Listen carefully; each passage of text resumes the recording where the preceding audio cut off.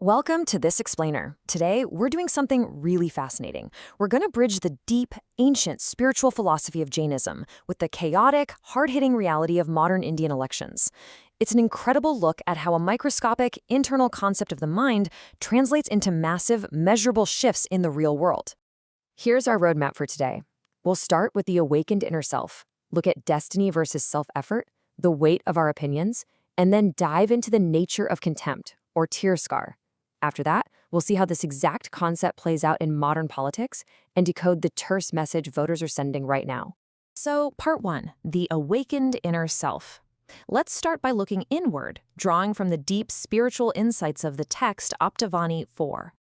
This foundational text outlines the teachings of Dada Bhagwan.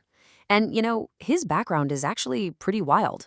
Ambalal Patel wasn't some monk living in a remote cave. He was a family man, a regular contractor.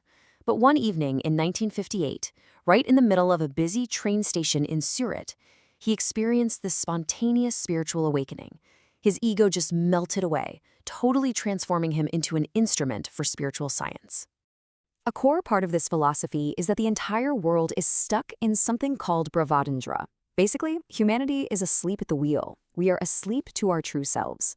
Because we're also consumed by worldly pleasures, we inadvertently feed these internal enemies, things like anger, pride, deceit, and greed. So, to figure out why people act the way they do, we first have to recognize this global state of spiritual slumber. That brings us to part 2, destiny versus self-effort. To really grasp human action, we need to see how this philosophy splits our experiences into two distinct buckets. Okay, so this completely shatters the illusion of free will in our daily lives. Most of what we consider hard work or our own effort, whether it's running a business, reading a book, or even just digesting our lunch, is actually just prarabdha. It's literally just destiny unfolding. True self-effort, or purusharth, is way more subtle.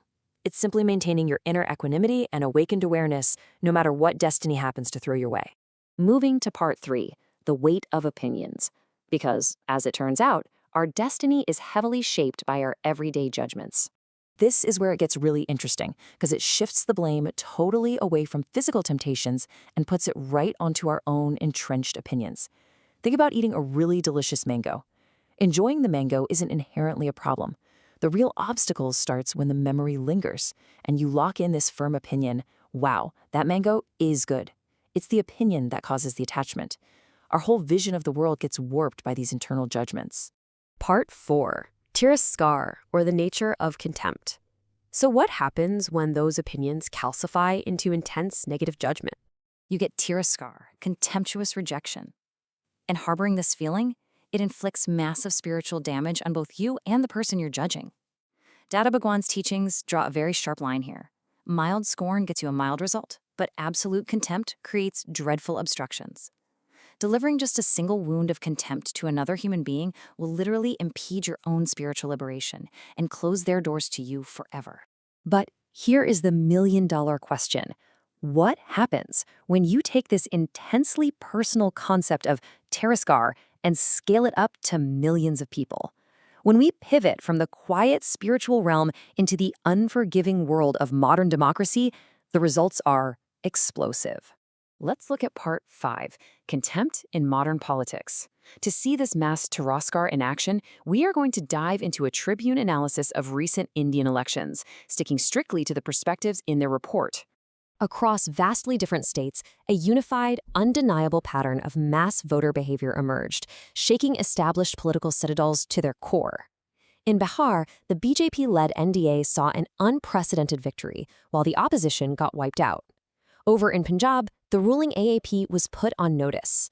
And in Jammu and Kashmir, Omar Abdullah and the National Conference were punished by voters. The common thread here? Voters aggressively rejecting politicians they felt took them for granted. Now, you might look at this and say, well, the center transferred a staggering 30,000 crore rupees just hours before the election code kicked in. And sure, the analysts acknowledge that cash transfers definitely matter, but they argue that money alone simply doesn't explain the sheer, visceral rejection of the opposing side. According to the report, it really came down to how voters perceived the opposition, arrogant and unwilling to actually fight. Observers noted that Rahul Gandhi practically abandoned the Bihar campaign for a trip to South America, only showing up occasionally mid-campaign. Meanwhile, Tejesh Yadav was out there making wild promises, like a guaranteed government job for every single family, that voters knew were just impossible. Ultimately, the coalition's arrogance basically shattered their own fighting spirit. And the consequence was brutal. The Congress Party was reduced to a mere 6 seats in Bihar. That is their 4th straight defeat since the Lok Sabha polls. The voters were so filled with contempt for this perceived indifference that they just decimated them at the ballot box.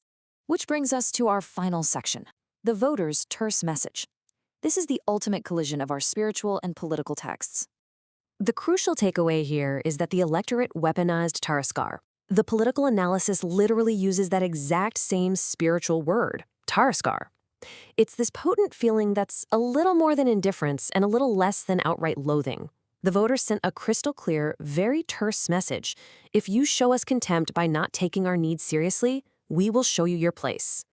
Just like the Ghanani warned that contempt closes doors forever, these politicians found the doors to power slammed right in their faces by an unforgiving public. In Tarn Taran, a rebellious electorate treated candidates with withering contempt. In Budgam, leaders got punished for not delivering on statehood expectations.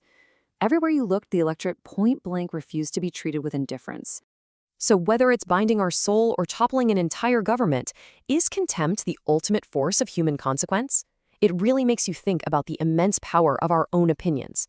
We started in the quiet spiritual realms, learning that contempt is an internal block, and we ended up on the loud battlegrounds of modern politics, seeing that very same contempt rewrite the destiny of entire governments. Thank you so much for joining me on this explainer. I'll leave you with this. If the invisible contempt in our minds has the power to topple empires, what kind of world could we build if we cultivated equanimity instead?